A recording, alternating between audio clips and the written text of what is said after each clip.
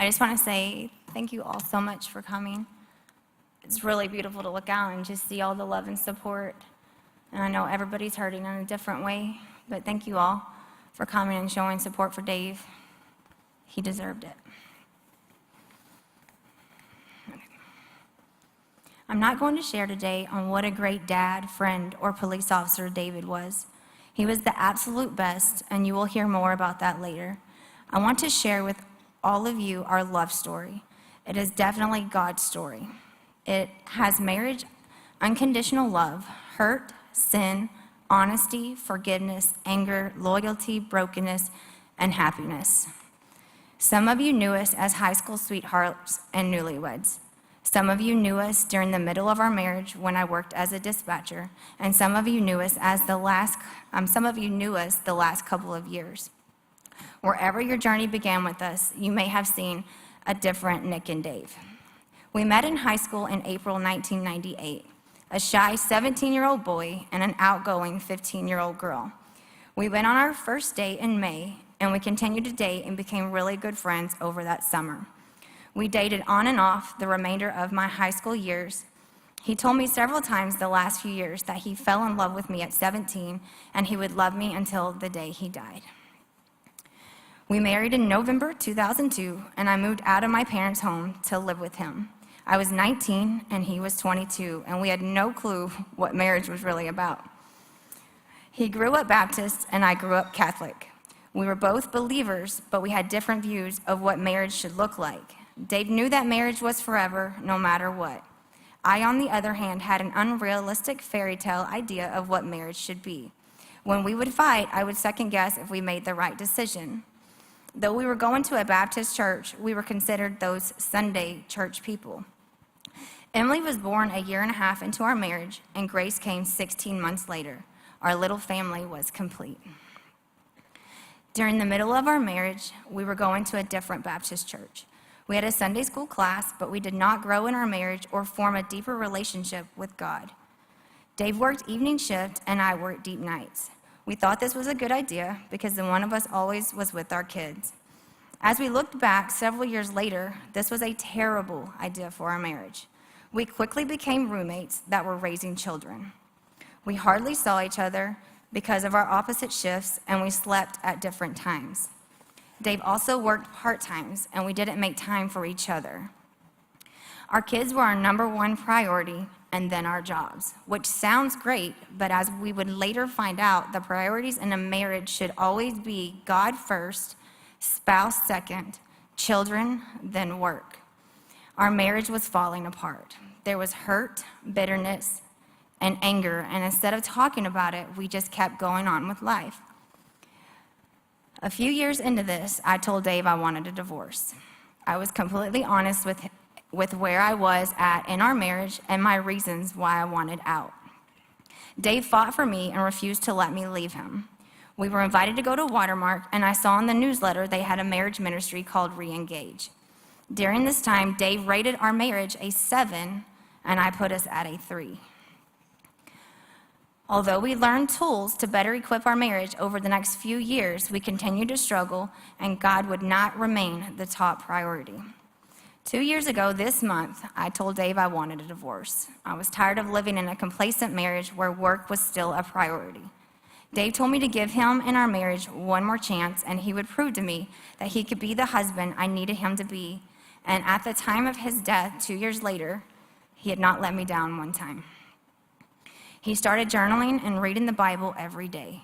He would also set reminders on his phone to tell me sweet things or to grab me a little surprise from the store.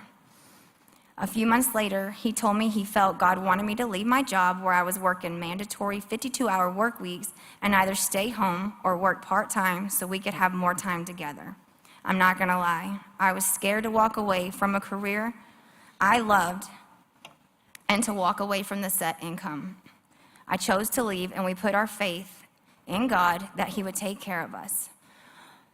Over the next several months, our marriage radically changed. Dave memorized and clung to 1 Corinthians 13, 4-8. Love is patient and kind.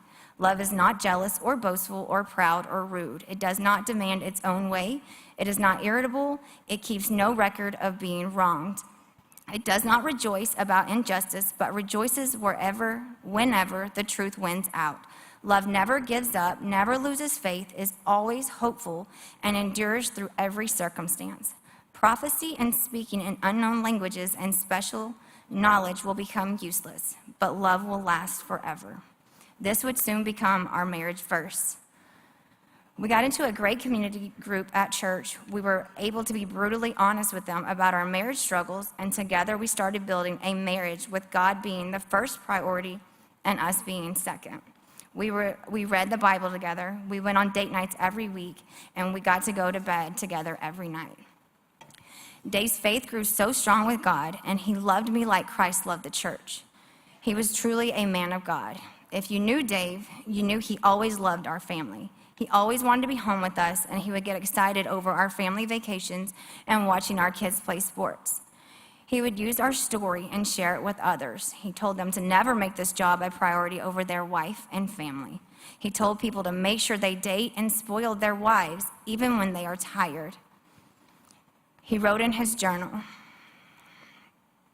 "I have to put God and Nick at the top of everything else. It is not enough to just feel it. Nick needs to feel how much I love her. She is all I want and need, and I have to make her feel that she deserves to be happy.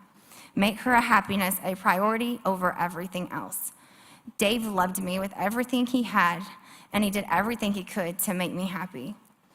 Many people have mentioned to me how Dave modeled how to be a better cop, husband, and father. Dave was a man with integrity, and he was a living example of what we should all strive to be. Our marriage was completely broken, and God fixed it. I did not believe after 12 years of marriage and all the hurt that we had gone through that it was possible. But if you knew us in the last 2 years, you saw that fairy tale marriage. Dave always loved me unconditionally, even during times I was unlovable. He never quit on me. He always said mushy stuff, and he would make a complete fool out of himself for me, even though he knew he was going to get teased about it from his buddies. And he treated me like a queen. Last Sunday, we had a conversation about our marriage. We had separately completed a church survey and were asked to rate our marriage. Dave asked me what I rated it at, and we just had a fun little banter. So I said, "What did you rate it at?" He replied, "I put a 9. And then I started thinking and changed it to a 10 plus because we have grown so much closer in the last year with each other and with God. And then he asked again what I put, and I replied, "Well, what do you think I put?" And he replied, "Am I going to look stupid, and did you put a 3 again?" I smiled and replied, "I put a 10 plus." And he smiled so big and was so happy. We had finally hit the perfect marriage, and we were each other's best friend. Dave set the bar very high as a husband. He was an amazing example of what a husband should be to his wife, and I'm grateful our daughters got to witness just how much he loved me so selflessly. That's a blessing. If you've heard nothing else today, know that it doesn't matter where your marriage is at. It doesn't matter what has happened in your marriage. God can fix it. Nothing is too big for God. You just have to have faith and put in the work. Let our marriage be your example. Learn from us on how short life actually can be. We thought we had forever, and I am beyond blessed and grateful that the last 2 years of our marriage was godly, loving, and the happiest years of our whole marriage. Dave was the perfect example of a godly husband. Ephesians 5:25 says, "For husbands, this means love your wives just as Christ loved the church. He gave up his life for her." Dave truly loved me selflessly and unconditionally and put all my wants and needs before his. If he was here, he would want every man in this room to have a relationship with Christ. He would want every man in this room to love his wife like Dave loved me. He would say, spoil her, make her more important than yourself, no matter what, pray with her, and pray for her. And I didn't put this in here, but I just want to add, every morning Dave would get up before me, and he would just put his hand on me, and he would pray over me every single morning. And he would also say, date her, and always love her and respect her. He would tell you divorce should never be an option, and don't let those words ever come out of your mouth. All marriages go through hard times, but I am a living example When you invest in your marriage and don't give up, God completely blesses you. I'm going to miss David. I'm so blessed that we made it to our 15-year anniversary in November and that we made the most out of celebrating it. I'm going to miss our love, our laughs, our silly times and banter, our double date nights, cuddling, because Dave loved to cuddle, and talking all throughout the day. Fix your marriage if it is struggling. You never know what tomorrow may bring. Thank you.